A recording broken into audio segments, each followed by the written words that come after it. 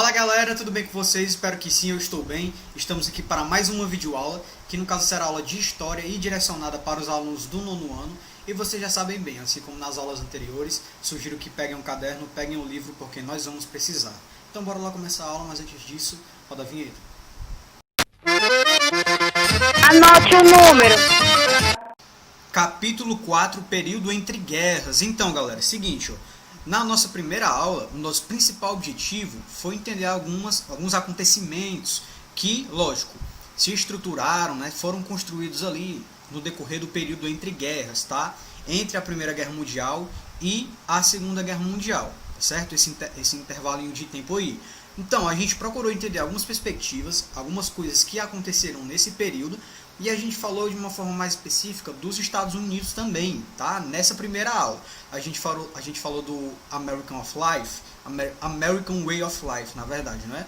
Já na nossa segunda aula, o nosso objetivo foi entender também, inserido no contexto de discussão aí sobre os Estados Unidos, o período da Grande Depressão, tá certo? E a crise de 29, que lógico, aconteceu principalmente no contexto dos Estados Unidos, mas isso, né, não fez com que os outros países que eram aliados, que estavam em acordos com os Estados Unidos, não entrassem em um contexto de crise também, tá? Então, de certa forma, o mundo sofreu aí com os reflexos da crise que começou, né, a se estruturar nos Estados Unidos, tá?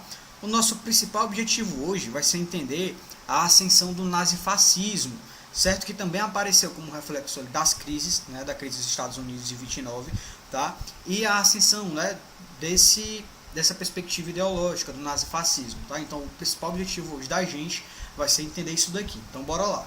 Ascensão do nazifascismo. Galera, nós vimos, né, a partir das aulas anteriores, que o período entre guerras ali, que no período entre guerras, na verdade, existiram muitas crises, tá? Alguns contextos de crise ali. E essas crises, claro, fizeram com que surgisse aí novas ideias políticas que procuravam diminuir essas crises, os impactos dessas crises, tá? O que foi que a gente percebeu até 1929? A gente percebia que os países, entre aspas, né, de certa forma, eles estavam conseguindo se reerguer, tá certo? Estavam conseguindo se reestruturar naquele período pós-guerra. Porém, claro, com a crise de 1929, que começou a se estruturar ali nos Estados Unidos e se expandiu para o restante do mundo, essa reconstrução dos países não se efetivou, de fato. Tá? Então, o que foi que aconteceu? As crises, lógico, a crise, no caso, né, ali de 1929, estava muito grande, tá? E a partir disso, alguns países começaram a pôr em xeque aí, a efetividade da democracia, por exemplo, do liberalismo. Então, a partir daí, começaram a surgir outras correntes políticas e ideológicas para tentar, de fato, reverter essas situações. O que acontecia naquele período ali era porque parte, né, da camada social estava se inspirando, por exemplo, na Revolução Russa, né, que iria se opor ali à perspectiva burguesa, liberal, naquele período, tá, como o anarquismo aí e o socialismo, tá certo? Então, essas camadas começaram a organizar aí manifestações, tá? Principalmente por parte dos trabalhadores que reivindicavam de fato melhores condições de vida e de emprego principalmente, certo? Então, esse movimento, galera, começou a gerar uma grande preocupação por parte daquela classe conservadora, tá? Que uma provável revolução, né, parecida com aquela revolução nos moldes da Revolução Russa, causou uma preocupação, né? E essa preocupação começou a surgir porque eles tinham receio ali que isso também acontecesse nesse momento aqui, tá? Então, o que foi que aconteceu, galera? A descrença no liberalismo e na democracia, aliado ao medo, né, da chegada ali do socialismo, fez com que alguns burgueses e alguns aristocratas apoiassem ideias ultranacionalistas. Claro, essas ideias iriam suprir algumas necessidades deles, óbvios, né? Então, ideias como o antiliberalismo, tá, o anticomunismo e o totalitarismo começaram a ser apoiados. Tá? Então, o Estado aí, nesse momento, começou de fato a conduzir a nação. Tá? Então, o Estado aí começou a concentrar grande poder, a centralizar muito o poder. Então, gente, o fascismo e o nazismo surgiram nessas circunstâncias aí, tá? Como resposta, de certa forma, né, a uma crise econômica, social e política e supostamente, né, de valores. sobretudo nos países que mais sofreram após o término da Primeira Guerra Mundial, certo?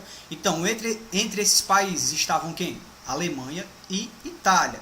Então, diante dos problemas nessas duas nações, foram organizados ali grupos de extrema direita, dos quais surgiram as doutrinas políticas que a gente conhece, né? O nazismo, com Adolf Hitler, né? Lá na Alemanha, e o fascismo de Benedito Mussolini, aonde, gente? Na Itália, certo? Para entender o nazifascismo, gente, a gente precisa também ter em mente alguns elementos que são fundamentais, que irão facilitar o nosso entendimento, tá? Em relação ao nazifascismo, o que é que a gente pode falar? O nacionalismo, não é? A valorização ali exacerbada da cultura nacional, especialmente seus símbolos, quando a gente fala da bandeira, do hino, dos heróis nacionais, não é? Além do militarismo, né? Investimentos em produção e desenvolvimento de armas, e também o anticomunismo, né? Que buscava ali culpar o comunismo pelos problemas sociais e econômicos, além de perseguir os líderes comunistas, tá? A superioridade racial também aparece nessa perspectiva aqui, que de certa forma foi uma linha de pensamento que defendia algumas raças, né, que defendia que algumas raças eram mais desenvolvidas do que outras. No caso do nazismo, a raça ariana, que era composta ali de homens brancos alemães, não é isso?